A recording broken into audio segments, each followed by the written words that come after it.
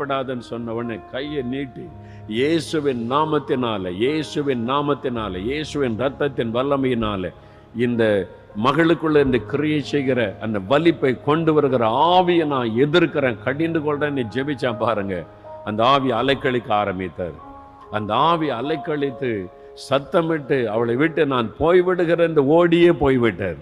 உடனே ஒரு விடுதலை கிடைத்து விட்டார். இதை பார்த்த உடனே இன்னொரு பெண் ஓடி போனா, ஒரு பிள்ளை கூட்டிட்டு வந்தா. இவளுக்கு எந்த வியாதி இருக்குது, உங்க இயேசு சுகமாக்கிடுவாரா? அதில் பிசாசை போச்சு, இவளை சுகமாக்கிடுவாரா? ஆமா, சுகமாக்குவார். ஆவியானவர் சொன்னார், தைரியமா ஜெபம் பண்ணுவோம், கையை நீட்டுன்னு சொன்னார்.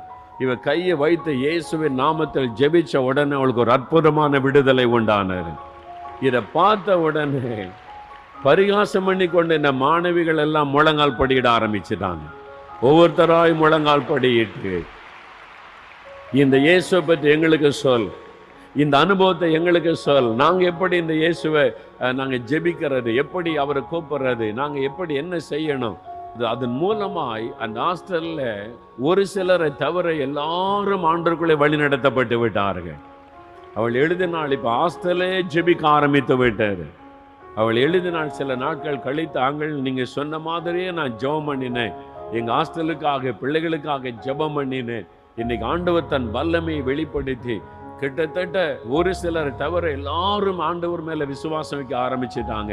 ஒரு பெரிய ஆவிக்குரிய மாற்றமே வந்து விட்டது. ஒரே ஒரு மாணவி அந்த ஹாஸ்டல் முழுவதிலே ஆண்டவர் தலைகளாய் மாற்றி விட்டார்.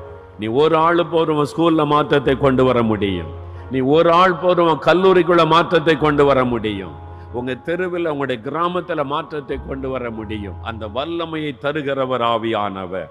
அதுதான் ஆண்டவர் சொல்லுகிறார். அவர் உங்களை கூர்மையான பற்களுள்ள எந்திரமாய் மாற்றி பயன்படுத்த விரும்புகிறார். அந்த எந்திரத்துக்கு முன்னால மலைகள் கூட நிற்க முடியாது. மலைகளை கூட நீங்கள் நொறுக்க போடுவீர்கள். மலை போல வருகிற பிரச்சனைகளை நீங்கள் சுலபமாய் மேற்கொள்ளுவீர்கள். மலை போல சாத்தான் எழுப்பி நிற்கும் போது சுலபமாய் அவனை நீங்கள் மேற்கொள்ளுவீர்கள். நீங்கள் பயப்பட வேண்டிய அவசியம் இருக்காது. ஆவியானவர் என்ற பலனை தருகிறவர்.